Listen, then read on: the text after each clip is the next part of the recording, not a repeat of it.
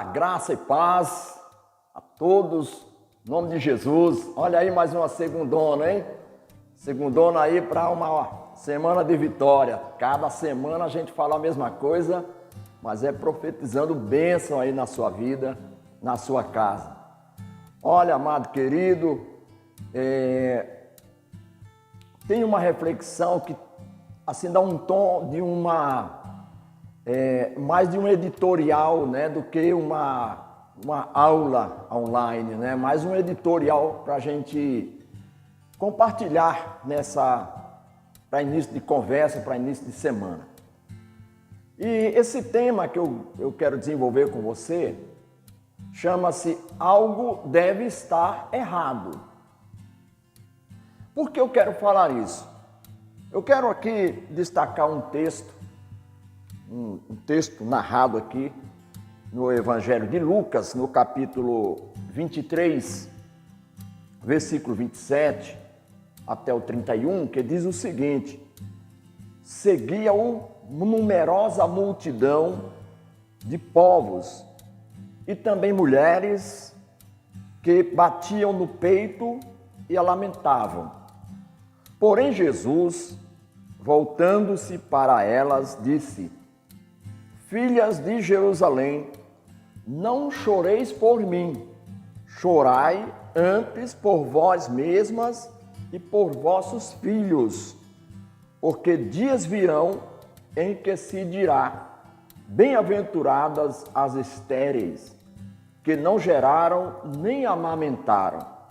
Nesses dias dirão aos montes: caia sobre nós, e aos oiteiros: cubra-nos. Porque se um lenho verde fazem isso, que será do lenho seco? Jesus estava aqui carregando a cruz até o Calvário, tinha sido auxiliado por Simão, o Cirineu. As mulheres estavam se lamentando daquela tarde, né? Aquele martírio, aquele sofrimento. E Jesus, em determinado momento, conversa com elas ali naquela via tão dolorosa, né? E fala para elas não chorarem por ele, mas chorarem por elas próprias, pela outra geração dos filhos, porque estava chegando um juízo, e esse juízo ia pegar a todos, inclusive a geração daquelas mulheres, e eles iam desejar que os montes caíssem sobre eles, e que eram dias em que as pessoas iriam dizer: olha, bem-aventurada aquelas que não conseguiram gerar filhos, para ver toda aquela calamidade que estava para acontecer. E aconteceu no ano 70, né? Ali entre um período do ano 66 até 70, porque houve um cerco em Jerusalém, houve a revolta do judeu contra os romanos, e os romanos então destruíram Jerusalém, dispersou todo mundo, matou muita gente, e foi ali uma calamidade, né? Jesus já estava falando sobre essa situação, e ele disse: olha, se estão fazendo isso comigo, que sou um lenho verde, vocês imaginam o que vai acontecer com vocês. Esse fato já aconteceu, esse fato já ocorreu, mas eu quero destacar aqui para que a gente possa ter um entendimento de algo que não que venha acontecer conosco de uma forma assim tão literal, né?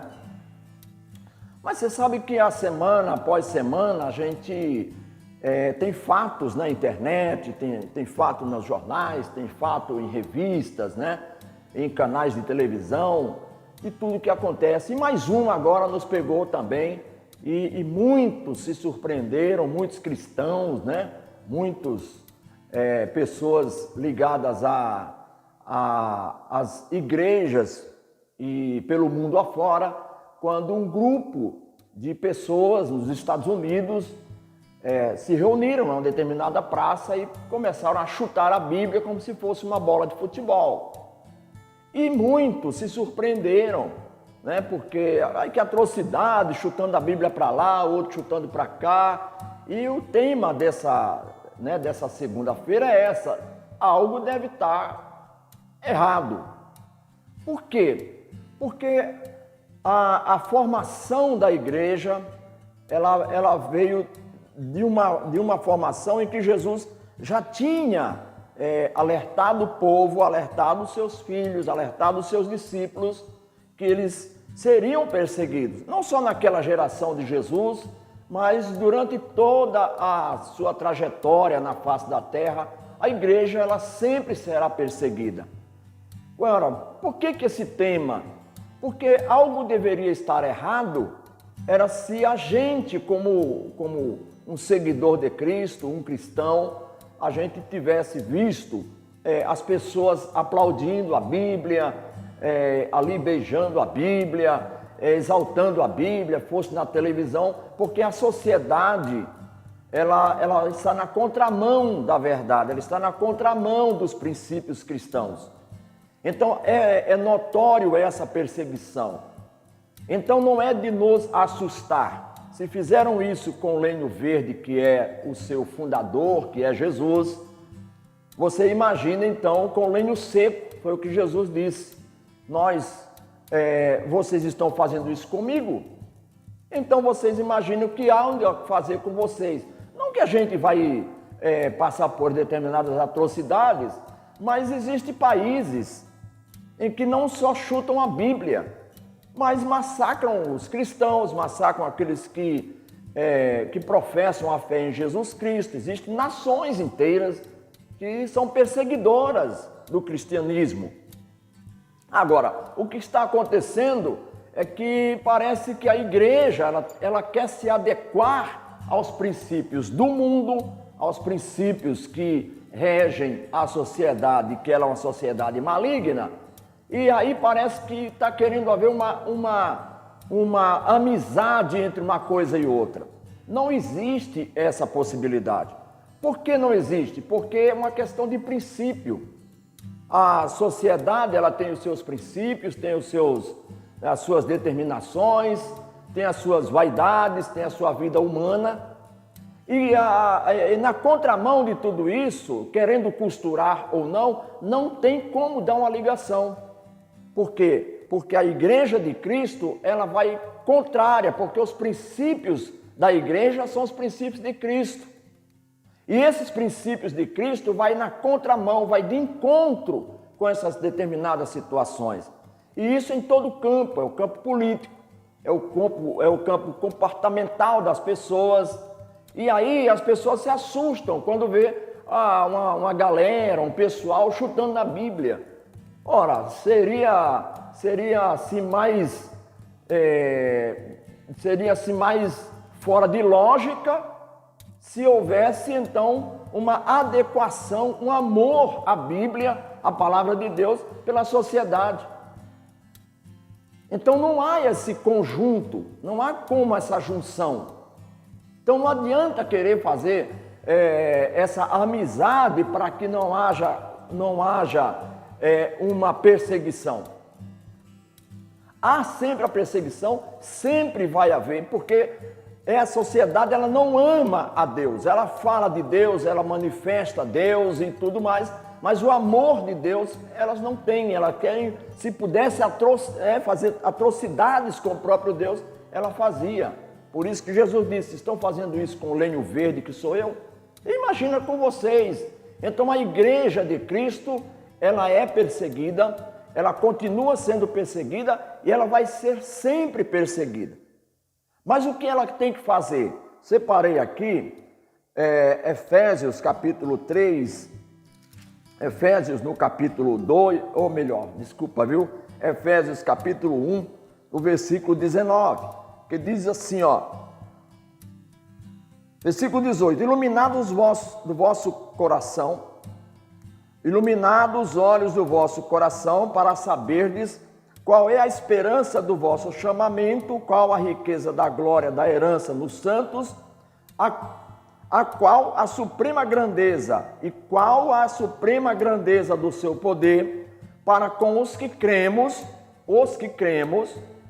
segundo a eficácia da força do seu poder, o qual exerceu em Cristo ressuscitando dentre os mortos e fazendo assentar-se à direita nos lugares celestiais, acima de todo principado, potestade, poder, domínio e de todo nome que se possa referir, não só no presente século, mas também nos séculos vindouros. Ou seja, a igreja, ela é de séculos em séculos.